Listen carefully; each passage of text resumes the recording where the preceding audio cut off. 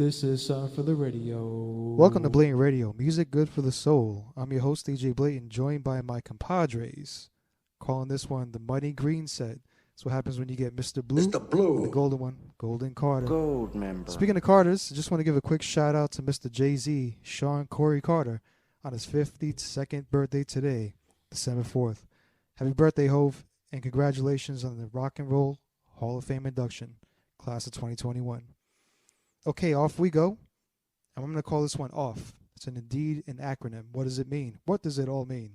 Open Free Format Podcast for thy eardrums on this very special year-end edition. And also, apologies for the wait, boppers, but think of how many week shows you slept through. Time's up. Sorry I kept you. All right, fellas, what is the deal? What isn't the deal? I think that's a more better question. So many things happening right now. So many. So many money. So many money. Fuji's reference. Indeed. What's going on with you, Carter? What's the word on the street? Or hey, man, the ball is tipped right now. I'm just glad to be here with y'all.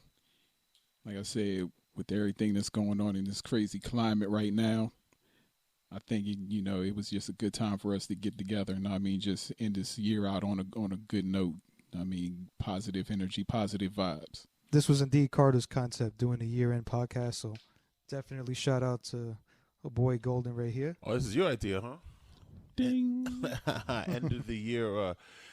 Speaking of the end of the year, like you turn your head left, right. It's already December, about to get into Christmas, get into New Year's, and like it's already going down. And the one thing I will notice, speaking on like the holiday action, like I have a couple of friends that have been just looking around to see what's happening in the city. And stuff seems to be in full force. They're actually going to have the ball drop down in Manhattan, but the prices are astronomical to go anywhere or do anything. It's just sucks, And being around New York area for as long as I have been, anytime like it comes down to New Year's, you'd like to be able to have like options to do things here. I don't know about you guys, but I feel like the more and more the years pass, New Year's in New York, not really feeling it. Especially with the weather. You always got to deal with that first, then deal with the pricing, then deal with the shenanigans. Yeah, especially these inflation prices. Lord have mercy. I mean, the gas. Lord have mercy. I spend more time at the gas pump than I do at work, it seemed like. How much are you paying? First of all, I would like to know, what are you putting in your car? Are you a 93 guy or 87 guy? And if you are a 93 87 guy, those to are good the years. 87, 93. You trust 87? I think, come on, man. Listen, I don't know what they're putting in that stuff, but I think it's a grade above vegetable oil, okay? I think that it just barely... Crisco oil, you know what I'm saying? Like, I don't trust it. It's got to be 93 all the way, regardless of the cylinders. I think the life of your engine depends on it, I'm not turning this to like a mechanic podcast. I'm not neither, but just, we are doing the off format, so this is where it leads us right now. So you're an 87 guy, and how much are you paying? If you don't mind. Look, I'm only swinging on 4 cylinders right now, and that $25 come in handy when you see that needle go all the way up to 4. You dig? $25. My man's rolling Quattro. But right now in Pennsylvania, I think we're paying on average like $3.50 a gallon. That's better than here. Well, no. $3.50 for. Because I do 93 personally, so I don't know what 350 is. On 87, I don't know what's comparable. I think 93 is at least 4 or up. Absolutely. Oh no, you guys are getting raped out there, man. Start rolling those oil barrels on their sides into your pickups out there, and Donkey Kong style. Words, that's like close to California. That's approaching California like fuel prices, and I'd hang myself at the pump. They wouldn't see me at work because I'd be dead at the gas station. What? So I use a BP app. I'm not here to promote BP. They do not sponsor BLTNRADIO.com. But they do give me 5 cents off, whatever that's worth. That goes a long way, though, if you think about it, right? You go to a pump, and it's $3.69 for 93. $3.64 looks better than $3.69. It's mere cents, but in the grander scheme of things, it all adds up, especially if you drive around a lot and you burn a lot of gas just waiting in traffic to move 2 centimeters. That definitely fuel cost does add up. I mean, I earned my gas points from our local supermarket. So on any given weekend, it could be anywhere from 10 to 90 cents off. So it all depends how much you spend. Want to shout out the supermarket? Giant. Y'all know what it is. Thank you. Giant. Or Giant Eagle, depending on which region of Pennsylvania you live in. Giant Eagle. Those are football teams. Actually, very Yeah, competitive. yeah. Same They division. did that That's a on little purpose strange. or something? Because, that's pretty strange. PA area, you got the Eagles and Giants. Same division. Yeah. It's, the green versus the blue.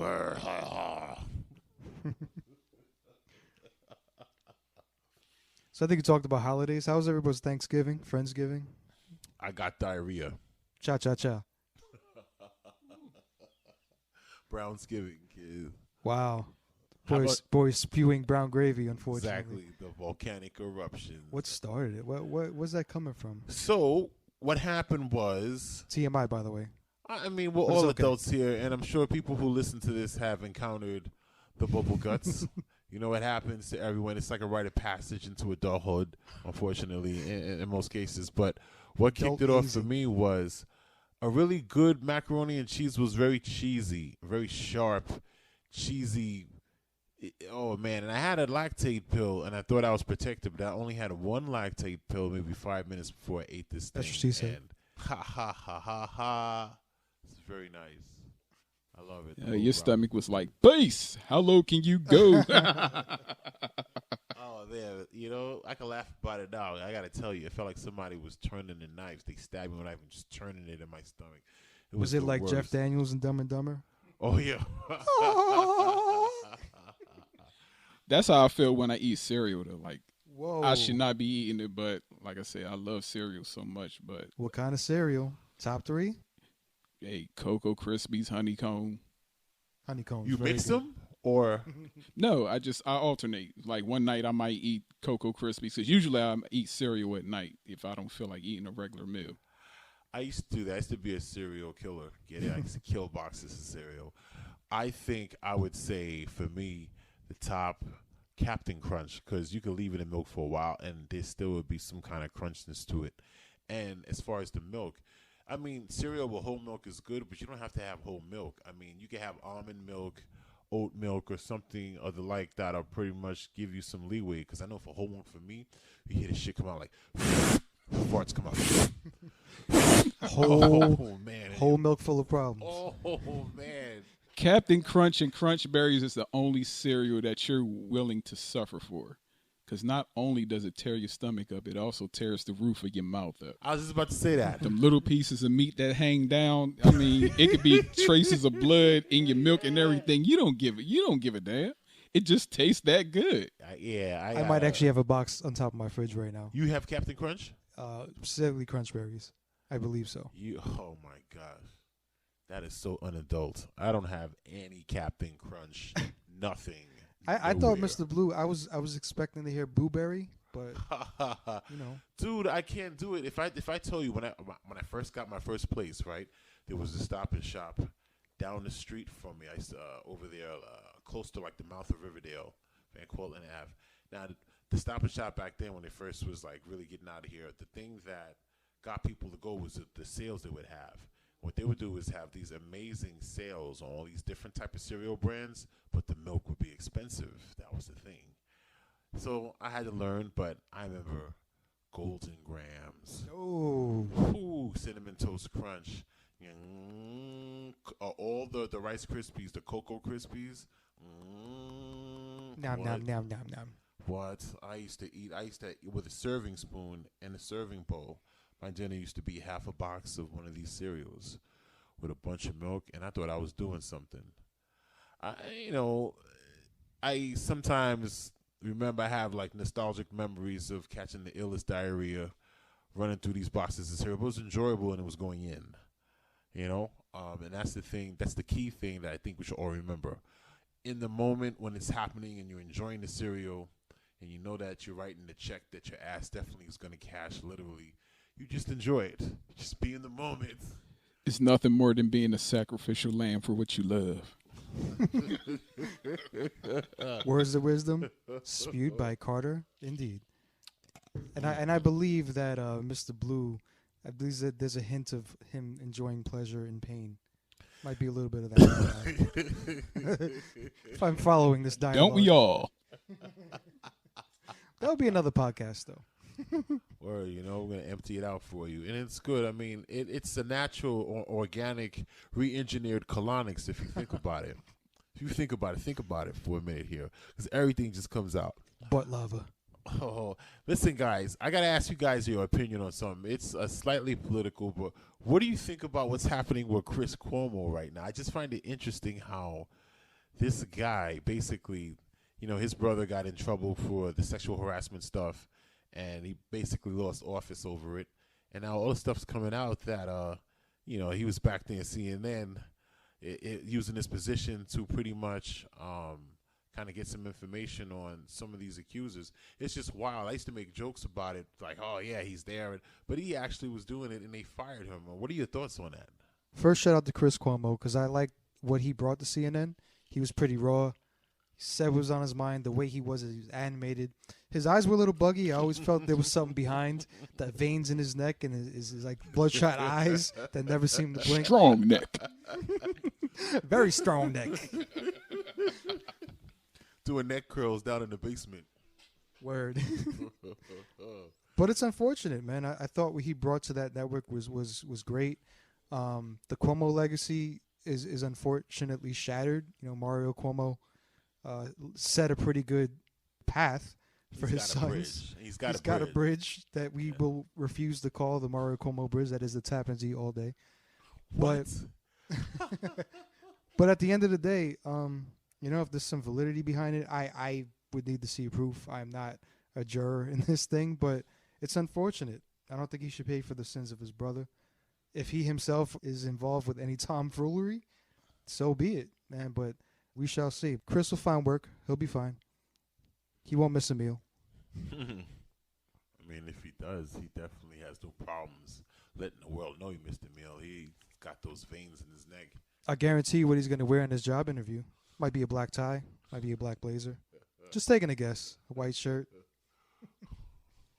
I think it's just pretty much a smear campaign. I mean, what man naturally wouldn't want to defend his family in a case like this? I mean, this is very serious. Yep. Considering the legacy of the Cuomo family. That is true. I mean, it would be expected, but like to piggyback off of what BLTN was saying, right? Basically, I mean, these days, there's always different versions of the truth. There's always stories within a story. You just wait a little bit of time, wait a couple of months, you start hearing different bits of information come out after the fact, and your opinion gets reformulated, and you have to recalibrate. And, I just think that in the climate of the way things are socially here nationally, I mean, you turn on the TV, look at the news, you get see things that are like, such as this one just coming out, and it's just the people are just getting taken down left and right, canceling everything.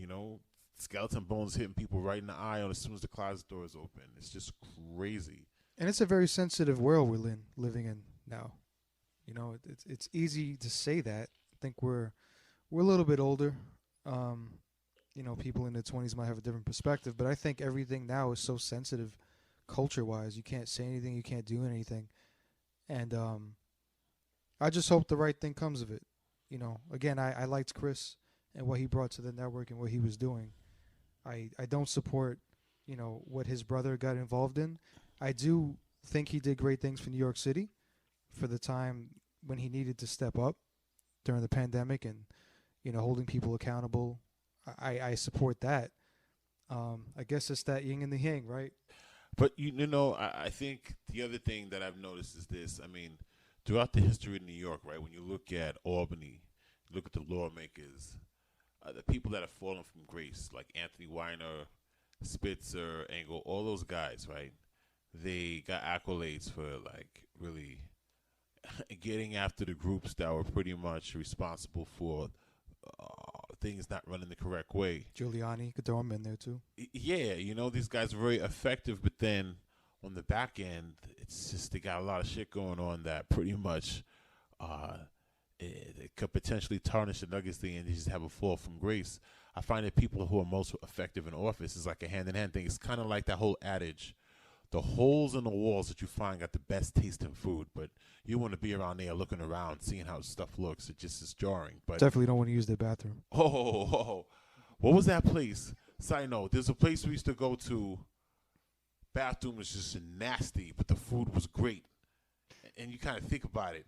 Some people have to pretty much go in and release themselves after eating your food, and the bathroom looks nasty, and the help is using the same bathroom. Talking about there's no soap here. I can't wash my hands, and my waiter is using the same bathroom. And guess what? What's going on? Yet there's always that sign: employees must wash their hands before going back out to the floor. But do they actually do it? I don't Do all think of them so. actually do it? I don't think so. I don't buy it. The world may never know. It's like the lost left socks in the world. Where do they end Boy, up? they're all in an island next to the land of misfit toys. Just all these socks that you lose in these laundry cycles that you do, and you're like, where did that sock go? I just don't And the one-hit wonders are playing like live at this universe that they all reside in. Word, Rick This Astley. land of the lost. Never gonna give you up. Never gonna. I hate that Rick motherfucking song. Come on, man. Rick Astley. But why did he have a voice like that, though? He looked like he was 11 years old. Why was his voice so... So deep, right? Like Vince McMahon. Speaking of Vince, he's in the news these days. What did Mr. McMahon. What did Mr. McMahon do now? Huh? He took off that sports blazer. Oh my! Did you see that? What? Let me ask y'all about your opinion on this whole vaccination thing. I mean, should we be should the option of being vaccinated or not be left in our hands individually, as opposed to following, federal and local employer laws? I'm also going to policies? insert this. Carter works in the healthcare industry. So this is coming from a perspective of somebody who's on the front lines. So, Well, I would say personally this. We've got the Omicron virus. Excuse me. The Omicron virus that's upon us now. Touch. And yeah. Do it for Lil Saint. They're saying there's like a 40% efficacy rate that the vaccines have right fecal now. rate. I just don't know. I mean, I think that it's going to get to a point where there are going to be so many different variants mutating, and the question of whether or not these vaccines will protect people, I don't know. I mean, that's a hard question to answer because there's so many. The mandates are out. Now I hear that they loosen things up, so people who are holding out, who haven't gotten the shot, they still have some leeway where they don't absolutely have to take it. But then you have opponents of people with this mindset saying you're endangering the public, where if you're unprotected, you get it. So, it could mutate into something else and we get something like the little fizz virus or something like that. I don't know. It's crazy. But you just pick your poison. It's hard. I think that for me to answer that, I would need at least to see what happens in another 5 or 6 months to see how everything shakes out, because say we get another variant after the variant that they're worried about now and how that's going to hit people. Because I heard like 5 people in New York got this thing right now, the Omicron. So, it's going to spread. We'll see what the hospital cases look like and everything. Yeah, in Philadelphia, they just diagnosed, I think, about 2 or 3 people with it. And it was just, the first case was just confirmed in California, not even 4 or 5 days ago. Exactly. Like, how is this variant spreading that fast? Exactly, because they're saying that South Africa is where it all originated, Right. and they track one person that just came from there, so it would make sense that they would have it. But all these other people were in South Africa, so maybe it's just the information aspect of it too. I don't know. It's Well, let's talk facts, right? So, being a vaccinated individual, you can get the virus, you can still spread it with the being vaccinated. What it does is just control the logistics of being able to manage it in the healthcare system. That's the reality. That's why they're pushing the vaccinations. I mean, that everything else outside of that, you can make of it as you will, and it is to some degree an individual choice, right, and the decision. But we definitely can't go back to where we were last year in terms of how the healthcare system was impacted. So for that alone, I advocate, to be vaccinated. I myself am fully vaxxed and boosted. That's a decision I made. But yeah, I just wanted to sprinkle that out there. That doesn't mean that you can't contract it. You just have a heck of a lot less of a chance to end up hospitalized. It could just be like a common cold. And that's for that reason is why I got vaccinated. That's my perspective. For everyone else, I think, if we shift gears to like athletes, for example, and I think this is actually a good topic to segue over to. So the decisions of common people, and we're all human at the end of the day, but common people are a little bit different than that of athletes for multiple reasons. So for one, they travel all the time. They have a lot more risk and exposure than most of us do. I mean, I work from home 100%. That's right. Yeah, BLTN Radio is not my gig. I have a 9 to 5. Yeah. We have 9 to 5s. This is just what we love. But they have a higher purpose, a higher calling. They are also role models. So decisions that they make, be it, selfish, you can call it what you will. It has larger ramifications. For instance, just a name drop, what Kyrie's doing with Aaron Rodgers, the foolery he's putting out there with Antonio Brown. It's there's much larger ramifications for things like that. And when you talk about camaraderie and what happens in the locker room, that's a bigger issue. That's a bigger thing. You can't be a teammate in a sense with the world that we're in right now. It's almost like you sign up for that job. You kind of have to do that. That's a part of what it is that you do.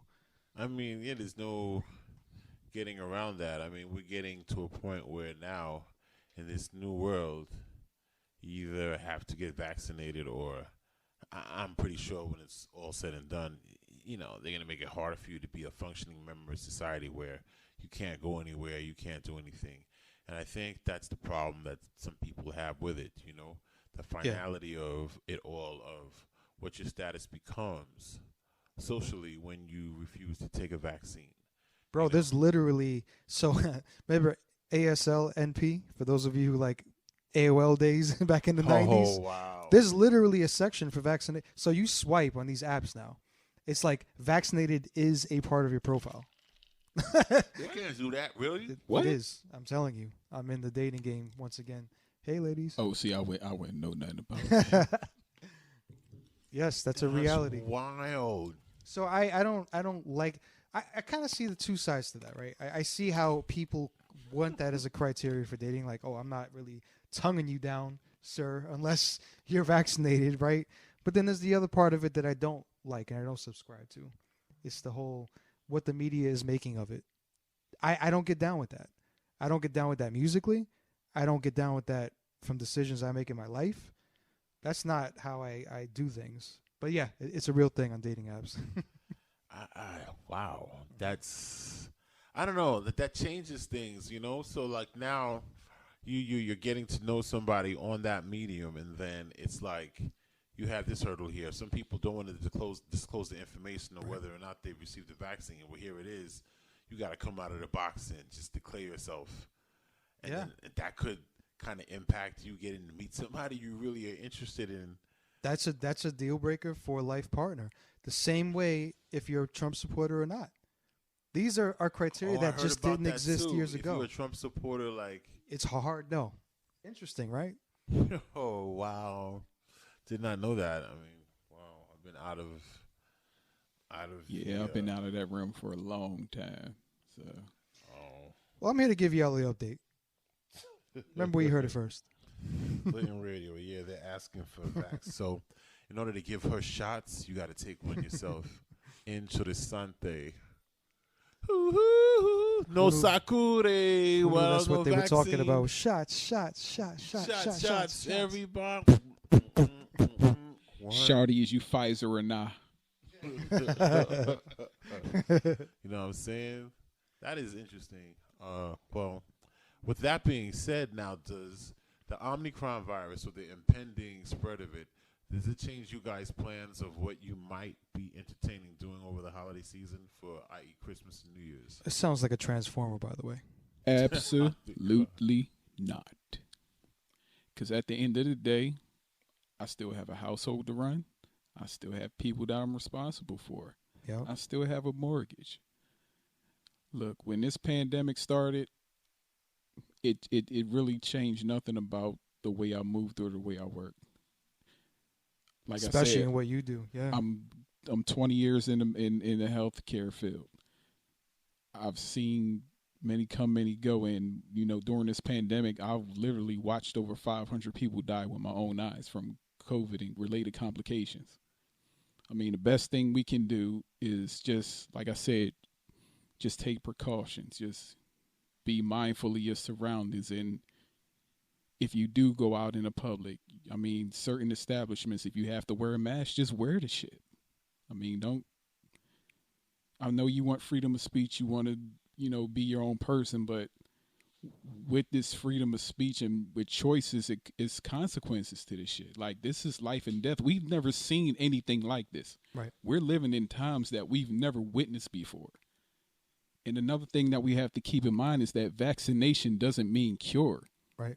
It just reduces the risk of transmission. It doesn't eradicate it. Correct. So if we can just use common sense for once, for those who, like I said, that are, anti-vax, just remember that vaccination does not mean cure. I mean, you got people that's literally willing to give up their whole careers because they don't want to take a vaccine. Just to prove a point. It doesn't make sense. And that's exactly what I was saying, Golden. It's like, if your perspective is jaded, right?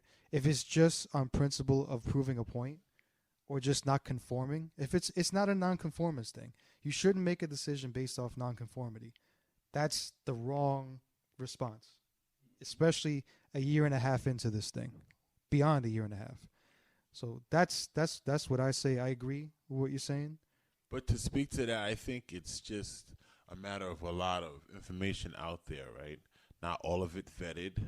And you have, pockets of people who may have similar mindsets and attitudes towards being forced to take a vaccine. I mean, like the idea of it being a mandate. I mean, in the past, before, this COVID stuff really got out there, I mean, there were flus every flu season and options to take vaccines. Right. Some people took them then, some people didn't. But, either way, if you took it or not, we ended up being all right. I mean, people die of the flu or one of these things every year. It's just they don't publicize it as much, but it's something that's been happening like since time began. So I think with this instance now, on a scale of the damage that's purportedly doing, like to nations, it's just like a different approach has to happen. And then when you come to a country like this where democracy is like a credo, right? The thing that makes us unique here is you have autonomy to live how you choose, with little interference from any other entities. But, with something like this, the conundrum is, in a way, what you do affects me, kind of. And that's the kind of argument that's right. being bandied about. So then that's what makes it kind of interesting. So as you guys alluded to before, these are different times that we're in right now where, we're seeing things that we haven't seen before. And I guess this is the learning curve. I mean, I don't know what will come down the pipe 5-10 years from now that, would be any different. But it's just, this is like the pioneer trail almost, It's like rediscovering the West, but in the sense of vaccines and other kind of sicknesses that didn't really exist before. Yeah. So, gentlemen, I want to switch to a much lighter subject, if you guys don't mind. Bring a little joy. Sure. So we are in December, right? Christmas is coming. Interesting question I got. So maybe I'll start with you, Carter. What was your favorite Christmas memory? Twofold, childhood and adult. Well, childhood, just being around, family and friends. And because I'm going to be honest, like, as I've gotten older, not to go too far off subject, but that sense of home and family, like, just having a house full of people, like going to your friend's house, and it's like everybody was just one big family in your neighborhood. Like, I come from that era where it took a village to raise a child. It's not like that anymore. So I kind of miss, for the childhood aspect, I miss just having that village around me. And it's been like that for a while. This isn't a COVID thing. This is like just the way of the world. Yeah, they're like this is real. But as far as the childhood thing, just having that village, that's what. But adult, I would have to say that just seeing my wife and my daughter happy, make sure they have what they Not, just it's not about gifts, but just making sure that they're happy. Cool. Respect. Blue, what you got? I don't know. I'd say coming up, right? Like Christmas, New Year's. I like the idea of them, right? But personally, I didn't have many great ones. Maybe a few stand out, like what Carter was saying about having a house full of people, having people around. I did like that aspect, as far as gifts, I never was, as a child in the 80s, especially, there's all these toys on TV and, you want them. I got not one. A lot of my friends did. So, like, it really impacts you when you don't get it there. So, I would say the kid, one thing I did like, my mom used to cook a lot and have people over. And I remember there was this red stew that had peas in it, fried turkey meat, right?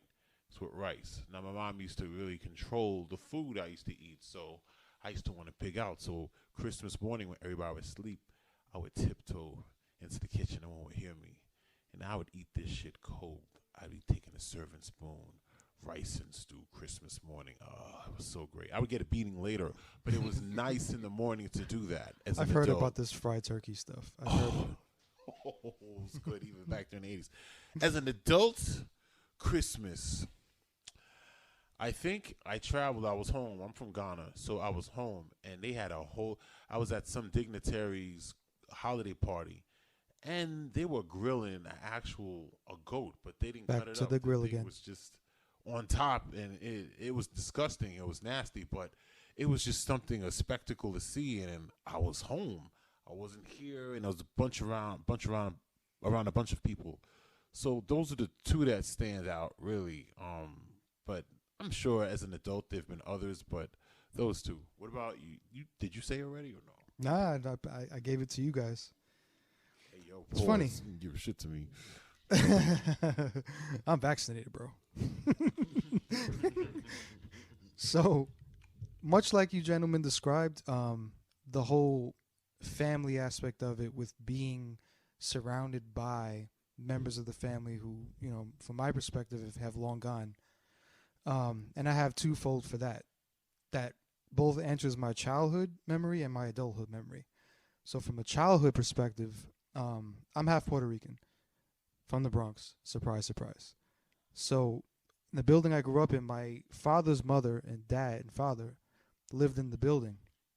And, much like typical grandmothers in the Puerto Rican household, on a regular day, they would cook enough for the whole building. On a regular day. And she would get, visitors from all over the building, shout out 1041, just coming over for a plate, right? Security guard, like everybody just used to come over, little small talk and get a little plate of, whatever. Arroz con gandules, chuleta, whatever it was. And, but for Christmases, and her husband, my grandfather, he was a chef. He was a chef for many years in the city. And, it's just like if you're like an IT guy, right? Like you're not trying to come home and fix computers. Like he wasn't trying to come home and chef it up either, right? But my father will tell stories that, whenever he did get down in the kitchen, it was like some shit you would never even be interested in eating, let alone smelling. Be like crazy French cuisine, over the top. Like, really, Dad? Nah. But having said that, the Christmases were like, over the top, just like Thanksgivings. And this one, I want to say it might have been 88. 88 for some reason, resonates in a lot of people's memory. I just hear that year. That year, I just remember, the Puerto Rican side of my family does not have a big family. We're pretty small. Many of that side of the family I've never met because they're back in the island. But for those that I have met, we used to get, and it was a 1-bedroom apartment.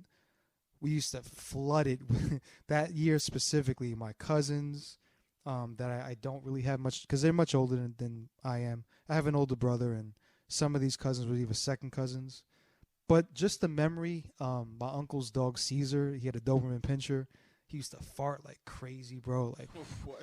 and just like you used to say, like, psst, The little psst, oh, you know Silent those silent ones, killer. Dog murderous. farts stink, I heard. Oh, good grief! Like a can of old beans, like the metal smell. Like it was crazy. So anyway, I have a memory that stands out so much. At my grandmother's place for Christmas, I think it was '88. Probably the year I got my NES. I'm sure that has something to do with the joy.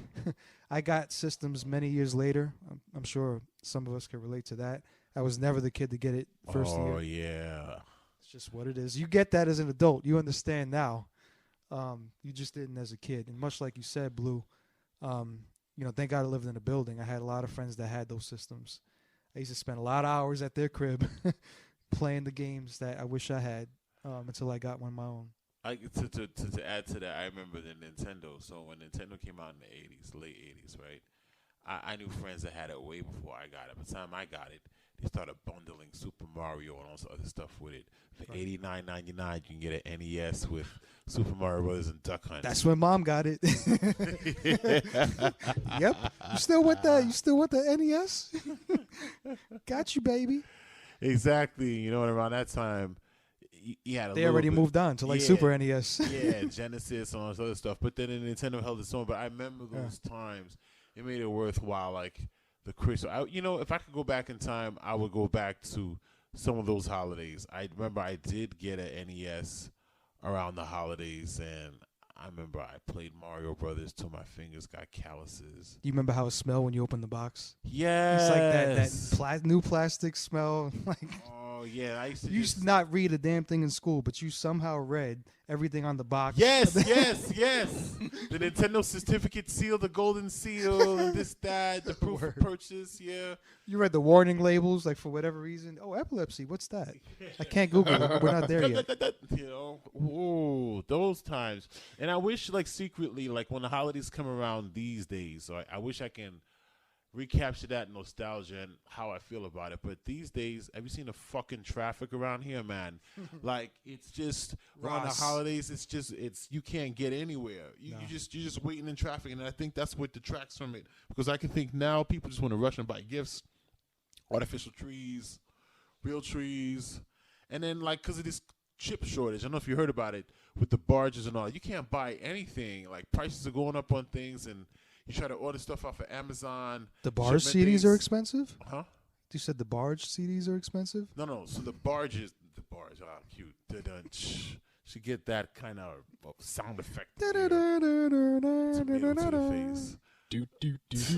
No, so like the deliveries, the ships, the barges that have all the, they're out at sea, they're having a hard time bringing things in. There's a delay on stuff. So there's a lot of items that people want to buy for people for the holidays and they can't get them. Delivery's a big problem right now. I have so many things in flight at the moment. Especially car parts. They not even delivering car parts right now. So how do you get them? You're pretty much on backlog. Man, I'm telling you, move to Hawaii. All man. the manufacturers. That's why you got all the dealerships now. They marking up prices on their cars. Yeah, I heard about that. They can have that. Can you imagine paying $58,000 for a Toyota Prius? I'm good. So the second part, real quick, the adulthood Christmas memory that I got is in a similar vein. So my mother's side of the family, who lives close to the Canadian border, so French Canadian is the other side of the house. My mom's mom passed recently, very recently, and she was very much the matriarch of that family. And that house was the house my mom grew up in. It was like, a 1.5 bedroom. I say that because they had the bedroom downstairs next to the kitchen. And then upstairs was like, there was no doors. It was just like almost like an attic. So it had like the triangle roof with 2 rooms on each side. And there were like 9 of them. I'm sitting here in the loft and I'm like, I can never have anybody live here with me. This is crazy. Wow. But like, it's perspective, right? Like, how the hell did they do that back in the day? So that same house is now no longer in the family. So in a couple of years ago, when my grandmother was still alive, we had just made the tough decision to put her into a home. She just kept falling. No matter what, it was just a bad situation, no matter who was willing to take care after her in the family. So once that happened, we had to make the decision on the house. So we all went up there. Those of us that are here in New York, well, lower part of New York, and the part they live in is 5 hours away. So we spent Christmas, and it was the last Christmas that we knew we were going to spend in that house. And there was just a lot of nostalgia filled in it. My grandmother wasn't there with us. Of course, she was in nursing home, but we found a lot of stuff in the house. We looked at a lot of old pictures, and we all had a sense that that was probably the last time that we would all be together. Because, like I said, she was the matriarch. But you know, we lived in that moment. It was special to me, and it's gonna stand out in my memory. So, I actually do have a good childhood and adult Christmas memory. So that's mine. That's cool, you know. That's always awesome when you can have those kind of experiences and those memories, you know, especially around holiday time, you know. I think it just makes it all the more special. That's awesome. Awesome sauce. So let's talk about traveling. People's instinctive travels and passive rhythm. So I'm actually going to go on a plane in a couple of weeks. That'll be the first time I'm going on a plane since February of 2020. Almost 2 years now. So it's going to be a little weird. I'm not going to lie, fellas. Have a little anxiety going into it. I got to tell you, prepare, because now I know they do anal body cavity checks when you get on the Which would have been a problem for you in Thanksgiving time. Ooh. A little put-in surprise. Well, look, I mean, you're going to find out, you know, the blue glove inspection when you get on that plane. So, touche. Open you up, baby. Nice. Welcome back to the world of travel, They my better friend. get a weed whacker out. So that's coming up. I used to travel a lot, for those who know me on a personal level. I mean, international travel all over the states. But yeah, it's a simple trip. It's just down south. One of my best friends' birthday's coming up. Shout out Master Brown. Lockdown Jackson, straight up the fuck flashing. Nobody knows what that means. Well, he does. You just don't, because you ain't Lockdown Jackson. You don't even know what that means. Should have been here, Master Brown. Word. We got you, homie. Lockdown. He's locking them down. He's busy. That takes a lot of time to lock them down, you know? Yeah, ask the Cuomos. So, fellas, you guys going anywhere special? I know you came back from Ghana recently, Blue. Yeah, well, that was earlier this year, but Costa Rica was the last thing there. That's on my bucket list. That's definitely on my bucket list. Look out for that tubing, because I'm telling you, oh man, what an adventure! I'd never. Was it like the fat lady, you know, like you see in the movies with the "Come here, big boy"? She has like a wart on the side of her cheek. I didn't get like cat. Listen, without incident, right? It was just a breeze. It was just the aspect of, like, I did a bunch of excursions out there, and there was this particular one where you had to be in this, like, a donut. And I felt that I was, the one size fits all is bullshit, because you've got to, the body weight and how you lay in this thing, it has to be even. And it wasn't for me. And I kept paying the price, falling out, hitting my body on rocks, got hit in the head. I think you shared with me. You almost got murked out there. Yeah. You Scary know what I'm saying? situation. Aqua murder, kid. If there is such an aqua homicide, hydro homicide. Yeah, it's pretty crazy, but Aqualicular homicide. yeah, you go. That's blunt force trauma to the mouth and throat. For your water, if that's the thing. Well, I mean, Costa Rica. That Costa sounds Rica. incredible. It definitely. I encourage you to go at least once. It's a great trip, and then just traveling now. Let's get away from the rotten apple. Just get out of the way. Get away from these people here. It's About you, Golden? Well, I'll be working on Christmas actually, which I don't mind anyway, because like I said, it pays good. But I have yet to travel internationally, so I would like to travel. Like eventually overall? do that. Overall, I've never been Wow. outside the country, but I do have destinations that I like to visit. Toronto. I would love to go to Trinidad and Tobago because I love the Caribbean. I love the Caribbean take that culture. Still in the north, you can get to Toronto. As a matter of fact, yeah, it's not they too open far the from there. borders. I believe Canada still likes us at the moment. Yeah, we could do it. I think I did that trip in, I want to say 9.5 or 10. I could be lying. Yeah, I drove up there To Toronto. Yeah, I did. 9.5 hours. Yeah. I also got a speeding ticket, so I'm pretty sure I'm accurate when I said 9.5. I was You definitely got not a going speeding. speeding? They wouldn't give you a break? All right, so if you go north or west in New York, outside of the state, the boroughs, right, the urban and suburban areas, these troopers have nothing to do. There's nothing going on in these cities. So the minute that any activity happens, i.e., you go over 5 miles an hour, they're gonna light your ass up. So anytime you drive north on 87 or going that way towards Buffalo, ease up on the gas, bro. I'm telling you. 5? That's the Being facetious, but it's certain towns, you know. Like if you take those drives, like Lewis County, up north, New York, people that live around there know. They'll tell you, don't. As soon as you get to that county, if the speed limit is 65, you don't go past 69, 70. Like, be easy. It's kind of an interesting concept, right? Speed limit. Isn't it supposed to be like the limit 65? And don't you hate when you drive behind people that are literal when it comes to speed limits? Yeah, and you see the brake lights, and they just, I'm doing 65. Sound like the troopers in Virginia. They're very anal about that. No, Virginia is another one. I actually got a speeding ticket on my second wedding anniversary coming back from Atlanta, just right outside of Petersburg. I had gotten, I think, 3 speeding tickets. By the way, my record is very clean. I sound like a crazy habitual offender here. But back in the 2000s, like in my 20s, yeah, I got a lot of speeding tickets in Virginia. They see those New York plates, by the way. It's easy. But New York State, it's still New York, right? So it's not the out-of-state plates thing. You understand it when you're out of state. It's like, oh, they're not going to fight it. They ain't coming back.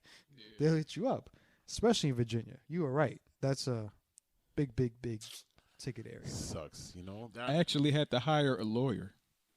Yeah? You hired a lawyer? I had to hire a lawyer.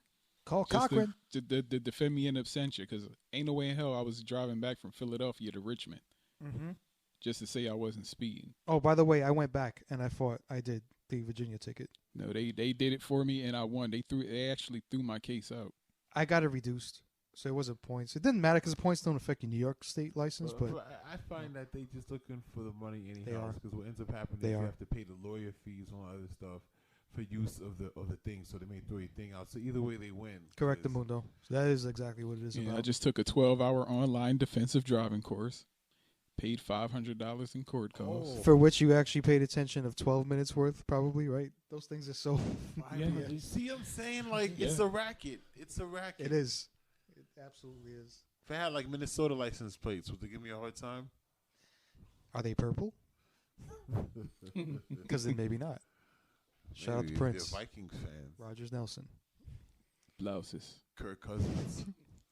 I actually did get to see Prince live in 2011, I believe it was. That was wicked, bro. Like you know how the Chappelle show, like Charlie Murphy was talking about the stupid glow. Like when he saw him, he's like, it was real, man. Like I saw it. I'm telling you, like for real. There was a special something. I've been to, 500 shows probably in my time. Like real talk. That is amongst one of the top. It's just the aura and the presence that he had and what he delivered on the guitar, performance, dancing on fucking 8-inch heels, you know, his get up. He had like 5 different outfits. The stage, for Christ's sakes, was shaped in the symbol, you know, and like his bands, like he had like a 3/4 band was females, like guitar players and shit. Yo, like I hold special. So yeah, that's a good segue. What shows? What's some of your favorites, man? What music people?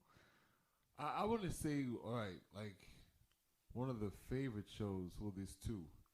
We went out to see Jamiroquai in Queens, and they were passing that drug ball around. It was like a balloon ball filled with some kind of shit. We were getting it, inhaling it, and closing the thing up and passing it. I don't know what that stuff was, but man, just the fact that Jamiroquai was in New York, and I don't know if you guys know, there actually is some kind of arena in the Queens area. You wouldn't think it's out there, but it's hidden. It's in some park. It's some really gitchy looking, like, what the hell is this? It was huge. You didn't even think they had that much space in Queens, like open like that. Like what? Exactly, you know? It looked like the last, the area of a boss fight in an old Nintendo game. Just Capcom specifically, yeah, right? Capcom, Huge you know? ass. Just go in there. But I had a great. That was like, because I like Jamiroquai is one of my favorite brands, and the thing Same. about them is when you go to see them live, right, to do renditions of their songs, they add something to it that's unique. So it's almost like it's to that performance. So it just makes that performance even all the more special. That, and I think seeing. I went to BB King's when it used to be open on 42nd Street. I saw Mint Condition over there. Oh, Stokely. Yeah. Yo, that's my group. love Mint I love Condition. them. Okay, Mint so Condition? that's going to be a tribute set soon, fellas. I absolutely have a lot of Mint Condition. So, Yeah, you got to do that. Pretty Brown Eyes. I'm going to piggyback off of that, though, real quick. So, Jamiroquai, I actually I went to Barcelona to see them for the first time. Maybe you know this already, Blue. Maybe 2-3 years I prior remember to that that. trip. But the truth about that story, where he left out, and a lot of people wouldn't appreciate this because most people you talk to don't even know Jamiroquai, which is unfortunate, right? It's a great band, great funk, soul band. It's more than one person. Yeah, people think it's one guy. That's JK. But the truth of the matter is, they didn't perform in the States for almost 2 decades prior to that Queen show. That was real. Like I was like on multiple mailing lists just to find out when they would perform in a place, just perform, period, and then see if I can get to it. So when they announced their tour for that after Rock Dust Light Star, that Automaton, I think that was Automaton or something. Yeah, Automaton or, that album. I was psyched. So I literally went to Spain to see Jamiroquai. It just so happened to be that there was some dope shit to see in Barcelona while I was there. So there was that part, right? But that was special, and then it was still special to see him in Queens. And one quick fun thing I want to say also. So the internet. Why am I bringing up the internet? Matt Martian, shout out Matt Martians that said the kid. That band, if you haven't known about them already, you need to definitely go check them out or listen to one of the sets on BLTNRADIO.com. Shameless plug.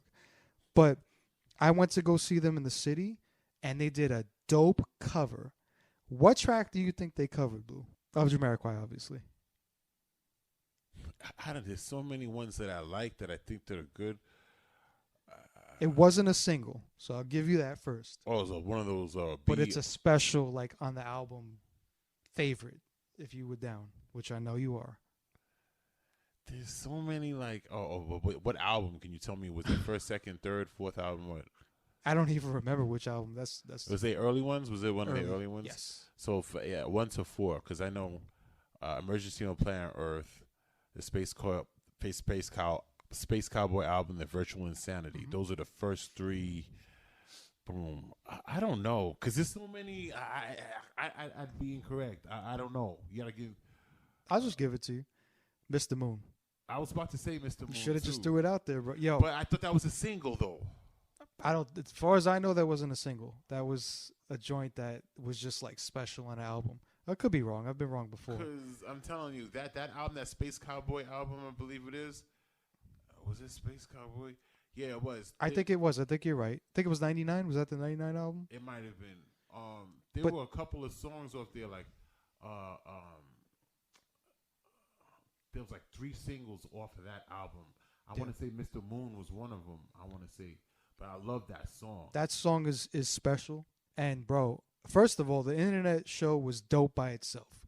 They didn't have to do anything outside of their own catalog to sell me. I was in, right? When that track came on, I swear to God, I almost lost my shirt. My shirt almost flew off of my chest. I'm just curious. Titties, to titties, hear how it titties, sounds. 'Cause I'm a Hitler. I'm a stickler for a lot of these, like They covered it incredibly. the guitar, intro, the that bass.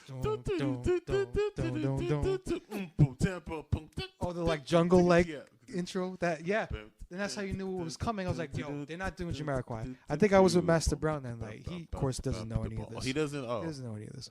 So I was like, are they doing, is this really happening right now? Oh my God, is this really? I was like, I was ape She's shit. going down. Oh my God, she's going to kiss the head. Oh, she's going to do it. What? You psyched me out. You're going with my left pocket looking for my bankroll. Yeah. That's all I had to say about that. So Jamiroquai, that was a very good show indeed. I was with you, so I could subscribe to that memory. The drug ball. Oh my gosh, these guys know how to party. Carter, what you got? You got a favorite show? You got a favorite memory of? Man, look, I'm boring as hell. The only concerts I've been to was Bone Thugs and Harmony. Which he's wearing Wake a up, Bone Thugs wake up. It's the necklace first right of the now. month. Man, Get look, up, St. shut Clair up, to the stand end. up, sit up, That's what I know, and that's what I love. Wake up. So let's talk a little bit about that. There was a versus. I think every podcast we talk about some kind of versus to some degree. There was a very recent Bone Thugs versus 3-6 Mafia. I personally didn't get to catch that, but I heard it was heavy on the 3-6 side. So I know you're a Bone Thugs cat, and that's putting it very lightly. What say you on that, Mr. Carter? Well, just to give a quick recap, everybody know that Bone Thugs and Harmony and 3-6 Mafia, you know, they're two of the most iconic hip hop groups in history.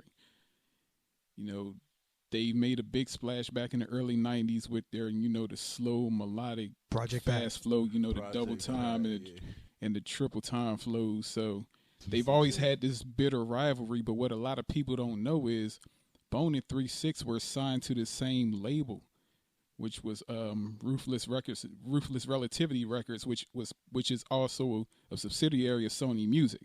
So not only were they on the same labels, they also had the same management here and there also. Okay. Through a manager, Steve Lobel, if y'all familiar with him, Steve Lobel. So he's like the link between the direct link between 3-6 and Bone Thugs. So everybody wanted to see this happen. It was originally supposed to happen last year, but originally, from what I read, Crazy Bone didn't want to do it because of the pandemic. And then I think they had, you know, him and Swiss had some type of, you know, conflicting issues with, I guess, with the pay or what they wanted for the battle. But finally, I wonder what they came earned to, for these things, by the way. Yeah, Swiss say the artists charge too much. I mean, now, because it's blowing up, they want to get that capital. So I wonder what Teddy Riley was charging for all the guys he had. With I wonder what Teddy Riley was on. Did y'all see that versus? I only seen like the little bits that they were playing on Instagram or whatever, but I heard that was It took them like 18,000 minutes to even get it going. Minus technological the things sound. going the on. technical issues, and that's the reason why Dr. Dre didn't want to do verses is because of the technical issues. He's like, if y'all messing up Teddy Riley and them, I don't want nothing to do with that. And y'all know how anal Dr. Dre is. He a perfectionist. That's why he never dropped that Detox out. But back to the verses. Good. It was going good at first from what I understand. And then, you know, Busy Bone, he felt a little sensitive and he came out with this comment. He's like, well, before we start, you ugly motherfuckers ain't finna be mocking me on this stage. And got all up in his emotions. And then Juicy J, he was like, man, suck my, you know what? And all it was a quick shoving match. Busy Bone threw water on Juicy J and they just pushed each other. Somebody threw a shoe. Yeah, that's all it was. Earrings came off.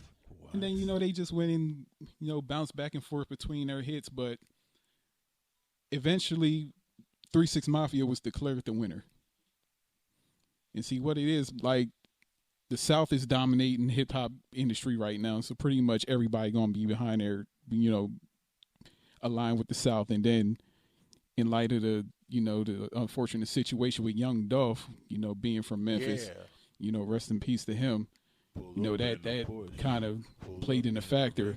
But also, you know, Bone Thugs has been so underrated for a long time. Like, they really don't get the credit that they deserve. You know, they compared them, they pretty much call Bone Thugs the Temptations of hip hop.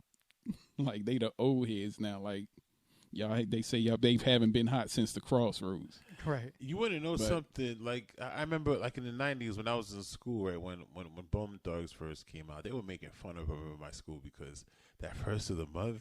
I was one of the guys. Wake up. But we're from New York. We talked about this on the podcast that we did, Carter. It's a different perspective that we have here in New York. We really wasn't messing with them like that. Some of us were, but crucial conflict with the trash bag overall guys. Yep. Come on, man, you hurt me right now. It didn't resonate. But before they dropped, it was all strictly New York hip hop for me. Like I said, I grew up on, you know, leaders of the old school, Naughty by Nature, Edo G and the Bulldogs. I love how you said leaders of the old school. Smooth the Hustler, Trigger the Gambler, all of them. I grew up on all that. Trigger the Gambler, Smooth the Hustler. Yeah. Yes. My favorite track it is Bus. Don't know the track, not by name.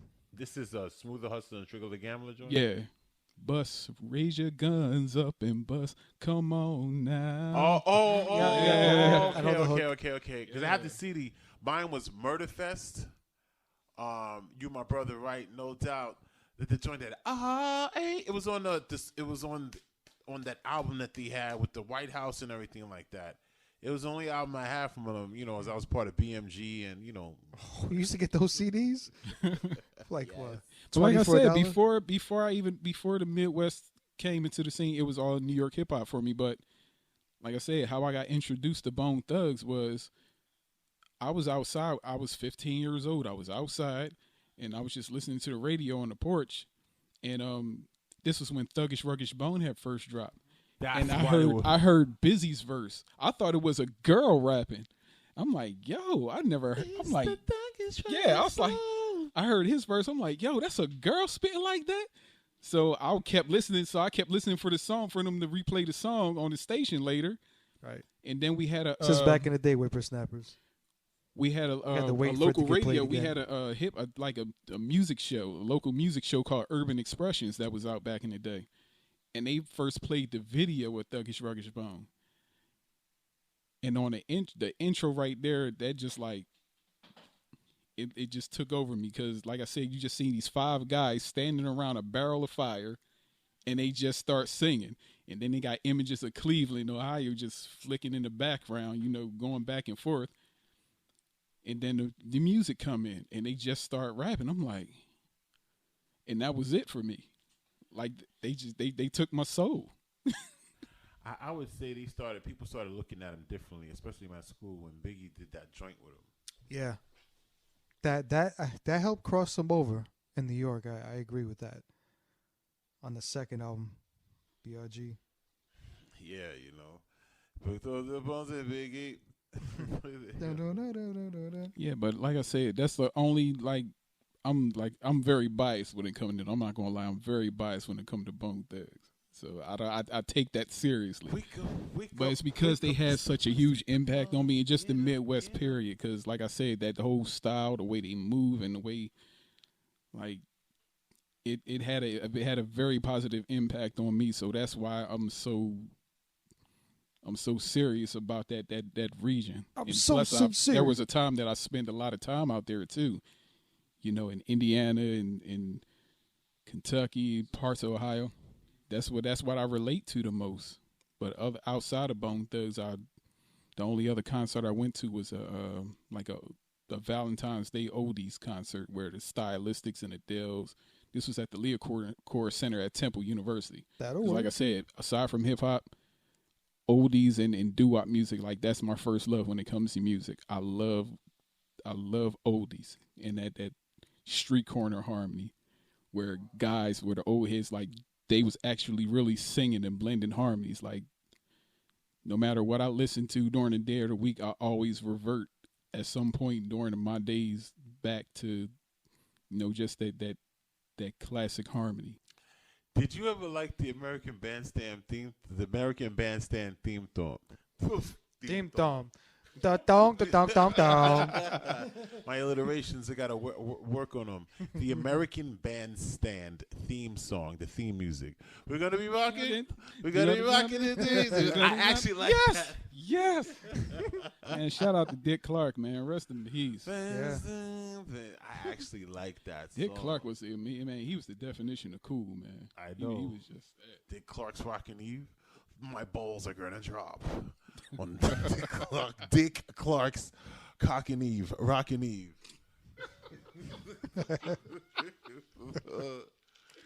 is 1969, huh? American Bandstand. I'm kidding. But yeah, doo-wop. There's some. I would say my interest or my recollection from that catalog of music is somewhat limited because I think I don't know, the exposure to it. Like when I started having an interest in music, that wasn't one of the musical genres. That was something that, you know, I got little bits and pieces of. So like there wasn't much, but if I sat down here, I could remember at least a couple of ones that were good, some iconic ones. You know, I Only Have Eyes for You. I actually like that song. Yeah. One of my faves. Yeah, you know. So, and then, you know, there's Frankie Montez, The Face I Love, or Jack Jones. Back when he was the guy who sings Love Boat. So Jack Jones, he was an icon back then. You know, he had a voice. The Love Boat, the show. Love is exciting and new. Come aboard. We got some crooners up in here We're tonight. We're expecting you. The Love Boat. Hey, soon we'll be making it on the. Anyway, Yeah. I'm still Y'all the heard finger it here snaps. first. I am absolutely not going to join in as a trio. I'm just going to do snaps. but nah, I mean that's definitely music back then. No People doubt. were musical. Now it's more of like a studio thing, and you know, people just piggybacking ideas like true musicians. I feel there's a lot of them out there, but just the light doesn't get shined on them so much. So like, I don't know. I just think that I don't know if we'll ever go back to a point where a lot of these musical genres, you have people putting out like pioneer music, things that made you like stop and listen, and the days when people started like really going out to purchase music instead of trying to get it for free. I mean, I just think that the creativity and, you know, the craftsmanship has just changed. So like, I don't know, but I miss those days. So Yeah, I definitely don't like this quick manufacture music. So here's what I'll say about that, right? This is where you could appreciate acts like, you know, when Boys to Men came, they had that common linkage to that crooning harmonization. And instantly, I don't know about y'all, but when I first heard it, I was like, all right, this is cool, because, you know, they came in with that New Jack Swing kind of sounds linked in with that harmony, and it was like, this is refreshing, right? For us, it was like, oh, this is groundbreaking. But, you know, the older heads knew, it's like, oh, this isn't new. It's just they're inserting that good stylistic stuff that existed 30 years ago. So I appreciated that. Also, shout out to Christina Aguilera. That soul that comes out of that little frame she's got. And she a fellow Pennsylvania. Shout out Pennsylvania. And Alicia Keys. Just some honorable mentions from a true soul perspective. I mean, there's so many. Those are just names that come to mind, but I love harmony as well. I agree with that. You already know that I get down in that era. I know a lot about that 60s, 70s because I dug for it. It's not like my dad was playing it. I love that sound. And as such, I do tributes to that era. So stay tuned. There's definitely more of that to come. I've been stacking that collection. And I get just as excited hearing that stuff as the new stuff. Because at the end of the day, you're hearing the old stuff and the new stuff when it's good, when it's done right anyway. Yeah. You know, which is like, you know, I guess this is a good segue. So, like, some of the shows, getting back to playing radio for a little bit, some of the shows we did recently feature some of those kind of artists, right? So, the last one I did just this past week, dated December 1st, was Sweetback. So, Sweetback is a collective of the supportive band members backing Sade, the singer. So, that's comprised of Stuart Matthewman, super talented genius that he is, right? Songwriter, sax player, guitar player, drum programming. He had an alias, alter ego by the name of Cotton Belly. Don't know what the fuck that means, but that was the name he went by. It's just amazing where he's gone in his career, because even he was in a band called The Odds, which I did not feature in that set because it didn't fit the dynamic. But that was like a punk band. He started as a punk band, but he had a saxophone in the punk band. It was very different what they were doing. But Paul Spencer Dem is the bass player. He didn't do a lot of things on a solo tip outside of the band, but he brings a good element to that, as well as Andrew Hale on the keys. And he's done some movie scores and things of that nature. But, you know, like I said on the set, Stuart Matthewman in particular helped start Maxwell's career. His first album, he did just about all the tracks on there, along with him, and countless others. I mean, they did collaborations with Mel LaRue from Groove Theory.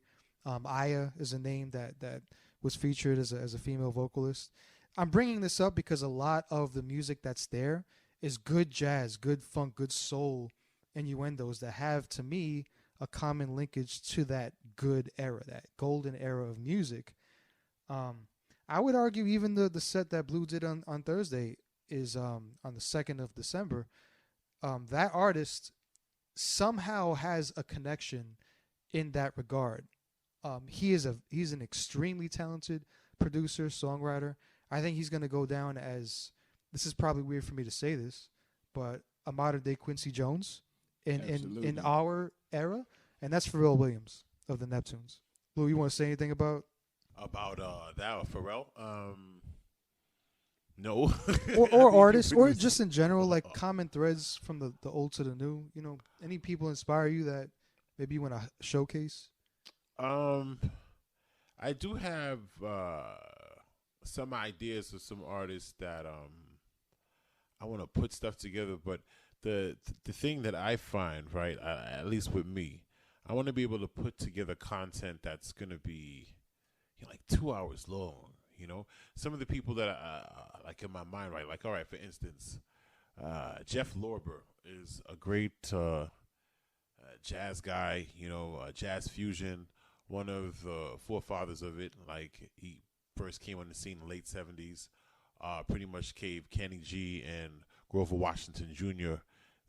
Gave them their legs to kind of start their careers. They were part of his group, and you know, a lot of rappers sample his stuff, and he's got, like, as far as acid jazz, just some grooves and stuff there. But like, I find with these kind of artists, they have a lot of content, but I think that all of the content, it's musical, but then I find that there's some iconic ones, there's certain ones that resonate. So I'm one of those guys that likes to eat the fruit on the bottom. You know, the Dannon yogurt, the fruit on the bottom, just eat that and throw the yogurt away. I just like to get, like, those joints and those things there. The ones that are soaked in preservatives. Exactly, you know, because it'll last over time. It's soaked in preservatives, so it's timeless hits. So see what you did there. I see that. So, like, Jeff Lorber is one of those guys. Who else could I say? I did it to Stevie Wonder, but see, I kind of messed up. I did the Beyonce Stevie Wonder thing. Both of those artists. Beyond Wonder. Yeah, here you go, huh? You need to give. They've got a body of music. They have a catalog that's too very big. extensive. Yeah. Too big. Then I'm have a controversial thing here. Beyonce is great, but, like, I don't like everything.